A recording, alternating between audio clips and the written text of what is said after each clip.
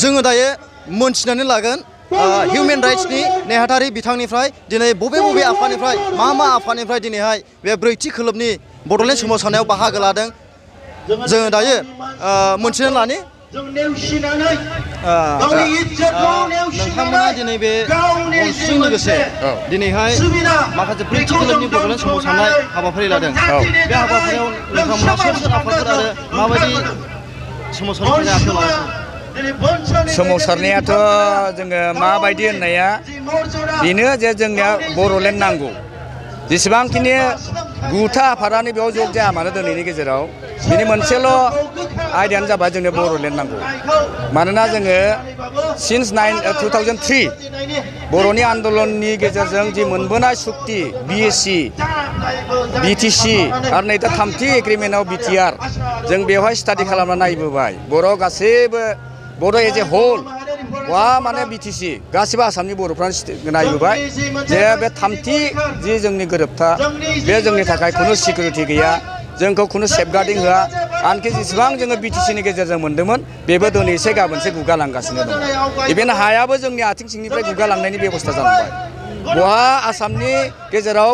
बर'फोरखौ ट्राइबेलफोरखौ रैखा खालामनो होननानै कमिटि दानानै होनो नागिरदोंमोन बिकेडब्लिउ खालामना होदोंमोन बेनिबो जेबो पावार फांसन गैया दिनैसिमबो एरियानि डिमार्केसन गैया गामि लेभेलनि दिनै जों मोनखानाय गामिखौबो खेंख्रा खेंख्रि खालामनानैसो जाहाथे स्टेटेट मोना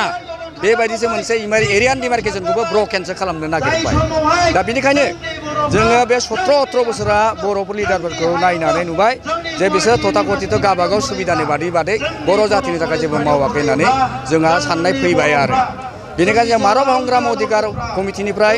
बनसुनि दैदेननायाव बा जोंनि दैदेननायाव रायजोफोरनि दैदेननायाव दिनै बेवहाय गिबि खेब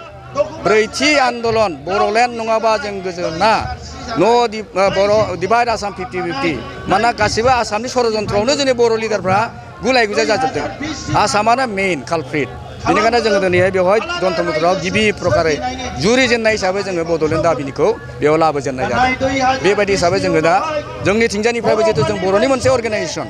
बा जिखुनु अर्गेनाइजेसनानो फैनांगौ बेवहाय आं बेखौ आह्वान थाबाय आरो बे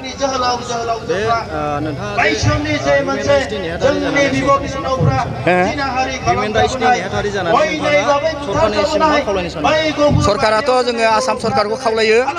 बिटिआरनि गेजेरजों जोंनि बिटिसिआव जि थेलेबलेब जोंहा कनस्टिटिउसनेल राइट एन्ड सेफगार्ड मोनदोंमोन बेखौ जोंनो घुरायना हरनांगौ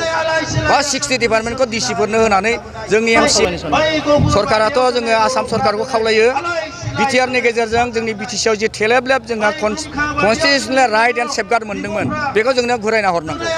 बा 60 डिपार्टमेन्टखौ डिसिफोरनो होनानै जोंनि एमसिएलए इएमफोरनि पावारखौ लांनायनि खुनु बिस्रा प्रब्लेम गैया माने 6 शेड्युलनि बेलायाव जोंनो अट'नमि we can do the self government we can govern all this माने 40 डिपार्टमेन्ट्स अफ द बिटिसि बेखौ जोंनि सामलायनो थाखाय जोंनो होफिननांगौ आरो जोंनि हा हु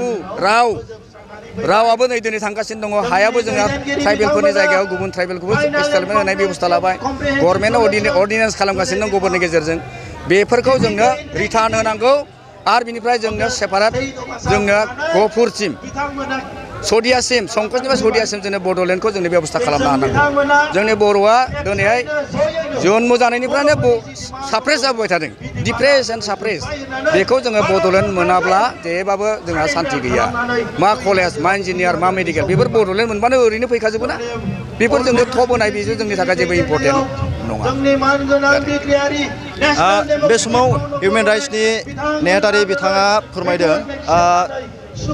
बर' रायजोनो बर' माहारिनो बड'लेण्डखौ नांथारगौ मानोना संकसनिफ्राय सदियासिम जोंनि बर'नि हाखौ जोंनो नांगौ होननानै आरो सरकारनिसिम बे खावलायनाय जादों गोजोन्थों।